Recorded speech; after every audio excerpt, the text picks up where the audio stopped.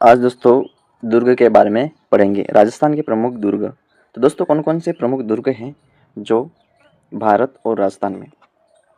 तो दोस्तों हम राजस्थान की बात करते हैं कि भारत में सर्वाधिक दुर्ग कहाँ है दोस्तों। तो सर्वाधिक दुर्ग है वो महाराष्ट्र में स्थित है।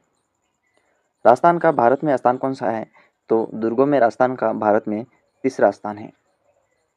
दुर्गों के प्रकार की बात दोस्तों, दुर्गों के प्रकार कौन कौन से दोस्तों। शुक्र नीति के अनुसार कितने प्रकार के दुर्ग हैं और कौटिल्य के अनुसार कितने दुर्ग हैं। तो दोस्तों शुक्र नीति के अनुसार 9 प्रकार के दुर्ग हैं और कौटिल्य के अनुसार जो कौटिल्य या चाणक्य विष्णुगुप्त के अनुसार कितने दुर्ग हैं दोस्तों, 4 प्रकार के हैं। सबसे पहले दोस्तों हम बात करने वाले हैं शुक्र नीति के अनुसार।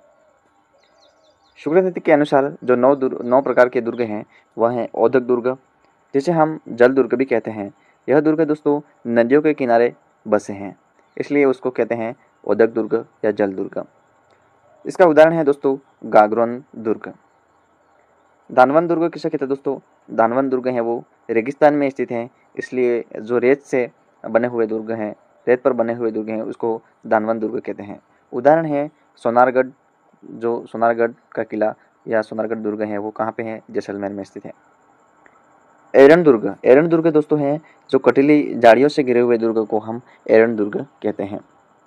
पारित दुर्ग, पारित दुर्ग दोस्तों चारों तरफ दीवार का जो प्रकोठा बना होता है जिसको हम पारित दुर्ग कहते हैं। इसका उदाहरण है दोस्तों जैसलमेर और चित्तौड़गढ़। इसके बाद में दोस्तों अगला है जो सहाय दुर्ग। सहाय दुर्ग जिसे हम सगे संबंधित रहते हैं उसको सहाय दुर्ग कहते हैं। अब दोस्तों पारिक दुर्ग जिसके चारों तरफ खाई हो, जैसे कि लोहागढ़ दुर्ग जिसको हम बोलते हैं जो बीकानेर का दुर्ग, यह दुर्ग हम पारिक दुर्ग कहते हैं। सैन्य दुर्ग जिसमें सैनिक जो दृष्टि से महत्वपूर्ण दुर्ग हैं उसको हम सैन्य दुर्ग कहते हैं। सैन्य दुर्ग को हम सर्वश्रेष्ठ दुर्ग कहते हैं और जश्रेष्ठ दुर्ग भी कहते हैं। इसके बाद में दोस्तों वन दुर्ग। वन दुर्ग तो दोस्तों चारों तरफ वन है, उसको वन दुर्ग कहते हैं। जैसे सिवाना का किला जो बालोतरा में स्थित है जिसको हम क्या बोलते हैं दोस्तों, वन दुर्ग कहते हैं। अगला है गिरि दुर्ग। गिरि दुर्ग को हम बोलते हैं दोस्तों पर्वत दुर्ग भी बोलते हैं। इसके जो लगभग सभी दुर्ग है वो गिरि दुर्ग की श्रेणी में आते हैं। गिरि का मतलब होता है दोस्तों पर्वत, और पर्वत पर ही दुर्ग बने होते हैं, इसलिए हम गिरि दुर्ग कहते हैं। इसके बाद में दोस्तों मैं बताने वाला हूँ कौटिल्य के अनुसार। कौटिल्य चाणक्य विष्णुगुप्त के अनुसार जो अर्थशास्त्र में बता रखा है कितने प्रकार के दूसरे हैं दोस्तों, तो 4 प्रकार के दुर्ग हैं। कौन कौन से हैं दोस्तों, जिसको हम OPOPDV ऐसे हम याद कर सकते हैं दोस्तों।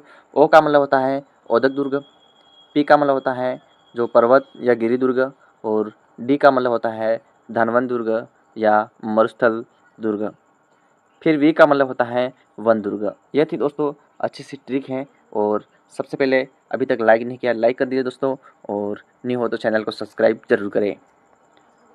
इसके बाद में दोस्तों और भी बताने वाला हूँ कुंभलगढ़ किला राजसमंद में। तो दोस्तों कुंभलगढ़ किले के बारे में मैं आपको बताऊंगा।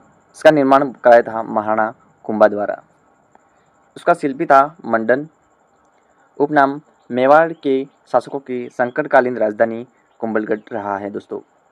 मेवाड़ और मारवाड़ सीमा का प्रहरी भी इसको बोलते हैं, और बोलते हैं दोस्तों मारवाड़ की छाती पर तलवार। ये दोस्तों इनका उपनाम है। और इसका कटारगढ़, इस किले का सबसे ऊपरी स्थान दोस्तों कटारगढ़ कहलाता है, जहाँ पे महाराणा कुंभा है वो कुंभा का निवास है, जिसे हम कहते हैं कटारगढ़ को मेवाड़ की आँख भी कहते हैं। विद्वानों के मत के अनुसार अलग अलग विद्वानों के मत के अनुसार दोस्तों कर्नल जेम्स टोड ने कहा कि इसकी तुलना एस्टुकन दुर्ग से करते हैं। अबुल फजल, यह दुर्ग इतनी ऊंचाई पर है कि ऊपर से नीचे देखने पर या ऊपर की ओर देखने पर जो सिर की पगड़ी गिर जाती है। अबुल फजल के अनुसार यह दुर्ग इतनी ऊंचाई पर है कि ऊपर की ओर देखने पर सिर की पगड़ी गिर जाती है। महत्वपूर्ण तथ्य दोस्तों क्या है, महत्वपूर्ण तथ्य दोस्तों क्या है कि इस दुर्ग के चारों तरफ 36 किमी लंबी दीवार है। ग्रेट वॉल ऑफ इंडिया कहते हैं। महाराणा प्रताप का जन्म स्थान एक जूनी कचहरी जनाना कक्ष में हुआ था। अन्य प्रमुख स्थान दोस्तों कौन कौन से हैं इसमें, तो मामादेव कुंड भी है और कुंभलगढ़ में जाली रानी का माल्या भी कुंभलगढ़ में है। आशा करता हूँ दोस्तों यह वीडियो आपको पसंद आया होगा और आपने लाइक और सब्सक्राइब कर दिया होगा। तो दोस्तों जाते जाते एक प्यारा सा कमेंट जरूर करके जाए और जिससे मेरे को मोटिवेशनल मिलता रहे।